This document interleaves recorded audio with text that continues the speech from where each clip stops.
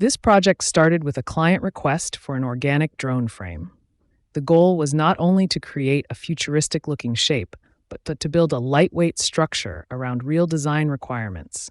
After receiving the client brief, the first step was to translate the request into clear design requirements. I defined the key mounting areas, the regions that needed clearance, the lightweight structure target, and the parts of the frame that would later need an FEA-based review. This step is important because generative design only gives useful results when the engineering problem is defined correctly. Based on the dimensions and layout provided by the client, I first created the functional mounting geometry inside Fusion. This included the motor mounting areas and the central base for the flight controller unit. The required holes were added in the correct positions, so the main components could be placed accurately before starting the generative design process. Next, I turned on the obstacle bodies. In generative design, these obstacles act as keep-out zones. They define the areas where the generated geometry is not allowed to touch or grow into. This is an important design constraint because it protects the space needed for components, clearances, and assembly. Inside the generative design workspace, I selected the preserve geometry. These are the fixed mounting regions for the motors and the central control unit, so they must remain unchanged while the generated structure is created around them. After selecting the preserve geometry, I defined the obstacle regions. These are the keep-out areas where Fusion must not create material. This is critical around the motor mounts and the central control unit because the generated frame must not interfere with screws, electronics, or assembly clearance. With these constraints in place, Fusion can generate the connecting structure only within the available design space. Here, the preserve bodies are shown in green and the obstacle bodies are shown in red. Because the client requested a symmetric frame, I selected a single symmetry plane for the generative study. Then, before adding the loads and constraints, I hid the obstacle bodies. This keeps the view cleaner because the design conditions will be applied to the preserved geometry. Next, I applied a fixed constraint to the bottom face of the central base. This means the control unit base is treated as the fixed reference area of the study, with no translation or rotation. Then, to represent the lifting forces generated by the propellers, I applied a simplified 100 Newton load to each motor mounting surface. After the loads and constraints were defined, I moved to the objectives and limits. Fusion offers two main directions here: maximizing stiffness or minimizing mass. Maximizing stiffness is useful when the main goal is to make the structure as rigid as possible within a target mass and safety factor. For this drone frame, I selected minimize mass because the main design goal is a lightweight organic structure while still keeping a defined safety factor. I kept the safety factor at 2, added a minimum first mode frequency of 20 Hz to avoid an overly flexible low frequency response, and used a local displacement limit on the motor mounting faces. Instead of limiting the entire model globally, I limited the motor mount areas to a maximum displacement of 1 mm in the X, Y, and Z directions. This keeps the critical mounting surfaces controlled where the loads are applied. The buckling safety factor was left at 1, which keeps a basic buckling check active during the generative study. For manufacturing, I kept only the additive method enabled because this frame is intended for 3D printing. I used a 45-degree overhang angle and a minimum thickness of 3 mm, so Fusion can generate a form that is more realistic for additive manufacturing. The client requested aluminum for this study, but I also checked the material library to show that different 3D printing materials, including plastic options, could be evaluated depending on the final production method. At this point, the generative setup is ready. The functional regions, keep-out zones, loads, constraints, symmetry, manufacturing method, objective, and material have all been defined. Now Fusion can generate lightweight frame options based on these engineering conditions. After running the study, Fusion generated multiple design iterations. You can see the structure evolving from a solid design space into a lighter organic frame, while still respecting the preserve and obstacle geometry. Here, I moved back into the design workspace to inspect the generated result from different angles. The important point is that the functional areas are still preserved.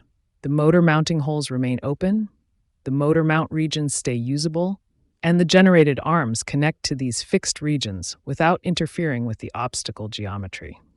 This is where generative design becomes useful. It creates a lightweight organic structure, but only within the engineering boundaries defined earlier. After inspecting the generative result, I moved into the simulation workspace to review the frame under load. The goal here is not to blindly trust or reject the generated shape. Generative design gives us a candidate geometry, and FEA helps us understand how that geometry behaves under representative load cases. For this review, I created a static stress study. Just like in the generative setup, I fixed the bottom face of the central control unit base. Then I applied a 100 Newton force to the motor mounting surfaces to represent the lifting loads from the propellers. In addition to the vertical forces, I also added moment loads to the side faces of each motor mount. This helps represent the rotational effect that can be introduced around the motor mounting areas. Finally, I added additional side loads to the outer faces of the motor mounts to simulate forces that may occur during acceleration or directional movement. After defining the loads and constraints, I generated the mesh for the model. This allows the solver to calculate stress, displacement, and safety factor across the frame. I also adjusted the safety factor display range using 2 as the lower target and 4 as the upper target. This helps make the result plot easier to read by clearly separating critical and acceptable regions. Then I started the solve to calculate the static stress results. Once the simulation result is opened, the first thing I check is the safety factor plot.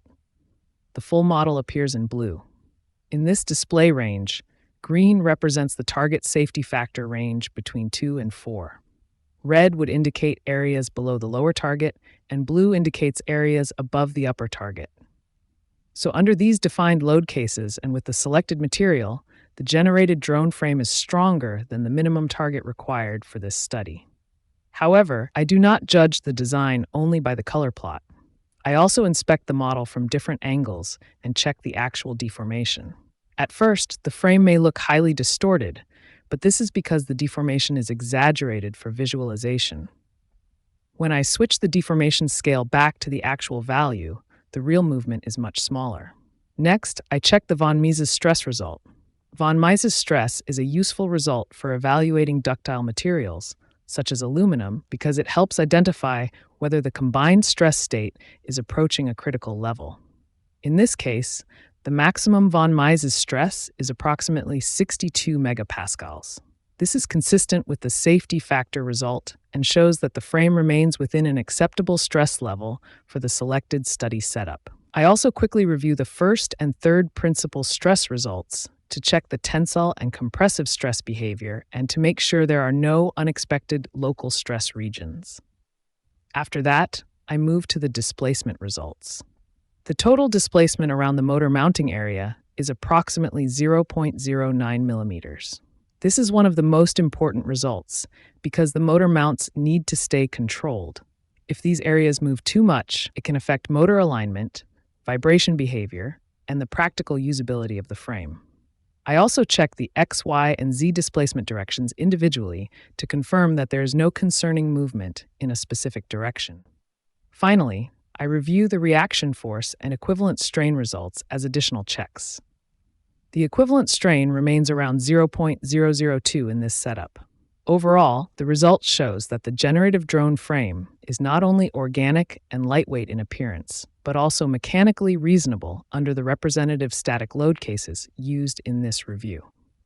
The final result is an organic, lightweight drone frame shaped by generative design, but guided by real engineering constraints and checked with simulation. It is not just a futuristic shape. It is a controlled design built around mounting requirements, component clearance, load cases, and additive manufacturing limits. Recording. Going straight up. 3, 2, 1.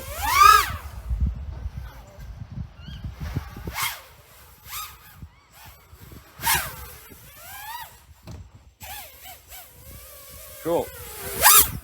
If you have a product idea, a drone frame, or a mechanical design that you want to develop, you can contact me through KraftCAD.com. On the Request a Quote page, you can reach me through Fiverr, Upwork, or LinkedIn, or send the first details of your project using the project form. For the project form, include a short description, reference images or CAD files if available, the intended manufacturing method, material preference, and any important load, clearance, or mounting requirements. This gives me enough information to review the project and suggest the right CAD, generative design, or FEA workflow. You can also visit the website to see more engineering videos, blog posts, case studies, and KraftCAD services.